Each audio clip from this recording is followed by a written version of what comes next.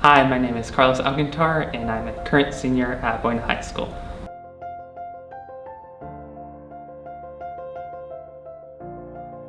Probably the relationships I made. I mean, it's just incredible how many I've been able to form these past few years, especially back in freshman year where I thought, oh, I wouldn't meet anyone, I wouldn't have any sort of special connection with this place whatsoever. And it's through teachers like Mr. Smith and Ms. Perez that really help make Buena such a memorable place.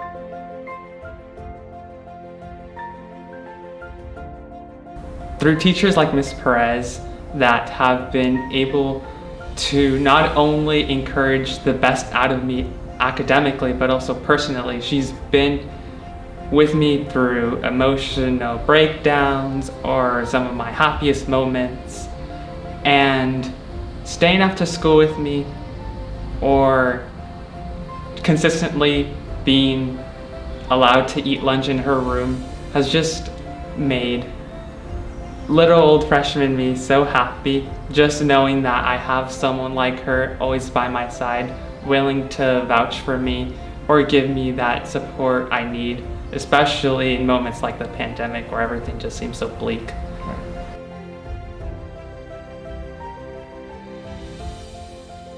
Fourth quarter definitely has been the highlight of my senior year, just being able to meet everyone again.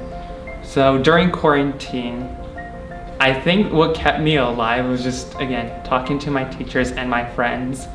Even if Zoom or Google Meets was a pretty limited way of interacting with teachers, it was still enough interaction where I could not only talk about what's going on, whether that be AP testing or upcoming college admissions. It was just also a place where I could just talk about whatever emotions came in mind. And I just appreciate that forum just because you can still communicate so much even if you are miles away.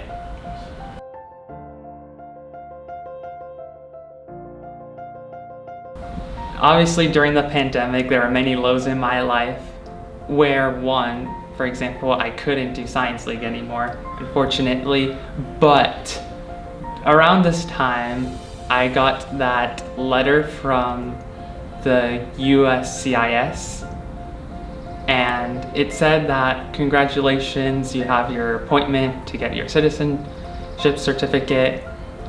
And I was just ecstatic because for so long I've been wanting it, to have the chance of being able to truly be American, which is just some part of my identity that I haven't yet resolved.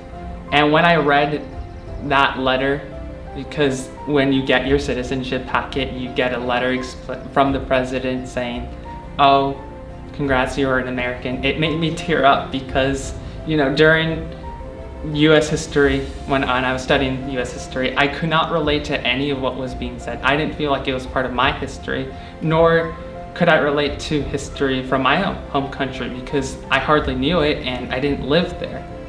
But when I got that letter, I felt relieved and just so proud to be an American, just because I've grown up with such an admiration for all the great things that the US stands for. It feels like God has just given me so many blessings, and this has just been one of many.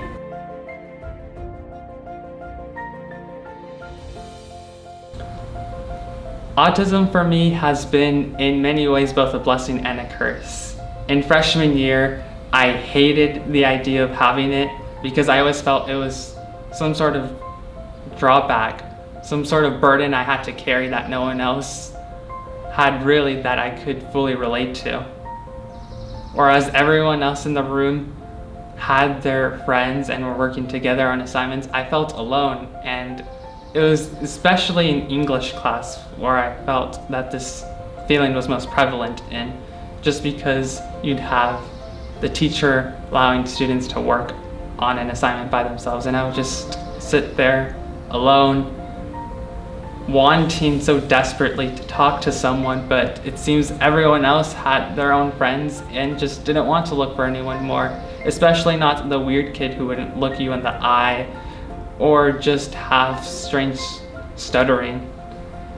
But over the years, I've kind of found it to be a blessing of some sorts, because it's really through my autism that I've been a lot more emotional with myself, where back in first grade, where my emotions have gotten the best of me, I've now been more in tune with them, and frankly, it's been a source of my empathy, where I'm able to relate to others, and where I'm able to have those fun interactions, as some amazing people find my idiosyncrasies to be quite appealing.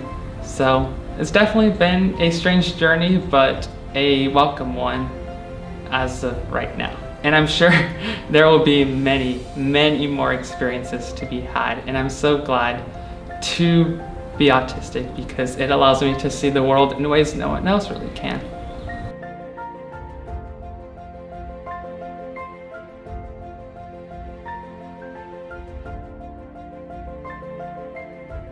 My plan is to study chemistry at Stanford, and I'm not exactly sure what type of chemistry yet. I'm kind of at a crossroads here, where on one hand, I'm interested in pursuing the medical field, as was my Stanford interviewer who went down a similar path.